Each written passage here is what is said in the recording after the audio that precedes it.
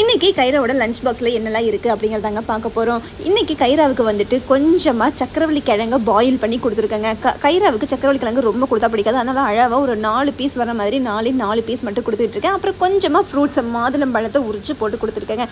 அது மட்டும் இல்லாமல் கைராவுக்கு லஞ்ச் இன்றைக்கி என்னென்னு பார்த்தீங்கன்னா பரோட்டா தாங்க. ஆலு பரோட்டா தான் செஞ்சு கொடுத்துருக்கேன். கைராவுக்கு வந்துட்டு ஆலு பரோட்டா ரொம்ப மெதுன்னு இருந்தால் தான் பிடிக்கும், கொஞ்சம் ஹார்டாக இருந்தால் சாப்பிட மாட்டா. கைரா உனக்கு பிடிச்சதா? பிடிக்கல. ஏன்ப்பா? நல்லா இல்லையா? கைராவுக்கு நல்லா இல்லையாமாங்க. அதுக்கு தொட்டுக்கிறதுக்கு பார்த்தீங்கன்னா நம்மளுக்கு வெஜ் குருமா செஞ்சு கொடுத்தேன். பட் குருமா கைராவுக்கு பிடிக்கவே பிடிக்காது. பட் அவங்க டீச்சர் சொல்லியிருக்காங்க எதாக இருந்தாலும் தொட்டு தான் சாப்பிடணும், அதுக்காக வேண்டிய நான் வெஜ் குருமாவை வச்சு கொடுத்தேன். இன்றைக்கி கைராவுக்கு மார்னிங் ஸ்நாக்ஸ் பார்த்தீங்கன்னா முழாம்பழ ஜூஸ் தான் கொடுத்துருக்காங்க. ஈவினிங் பார்த்தீங்கன்னா கேர்டு சேமியான்னு போட்டிருந்துச்சு. பட் அதெல்லாம் கைராவுக்கு பிடிக்காது அப்படிங்கிறதுனால நான் என்ன பண்ணியிருக்கேன்னா சக்கரவள்ளி கிழங்கு வந்துட்டு பேன் கேக் செஞ்சு கொடுத்துருக்கேன். கைரா உனக்கு சக்கரவள்ளி கிழங்கு பிடிக்குமா? பேன் கேக் பிடிச்சதா? நல்லா இருந்துச்சா?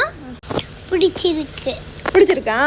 ஆமாங்க, நம்ம வந்து பேன் கேக் மேலே லைட்டாக வந்துட்டு தேன் விட்டோம்னா ரொம்பவே சூப்பராக இருக்கும். கைராவுக்கு தேன் விட்டால் ரொம்ப பிடிக்கும். அதனால தான் தேன் வேறு முடிஞ்சிருச்சு, கொஞ்சம் தான் இருந்தது, அதுவே அட்ஜஸ்ட் பண்ணி கொஞ்சம் ஊற்றியாச்சு. அதில் மிச்சம் இருந்ததை கைரா அப்படியே வாய்க்குள்ள போட்டு.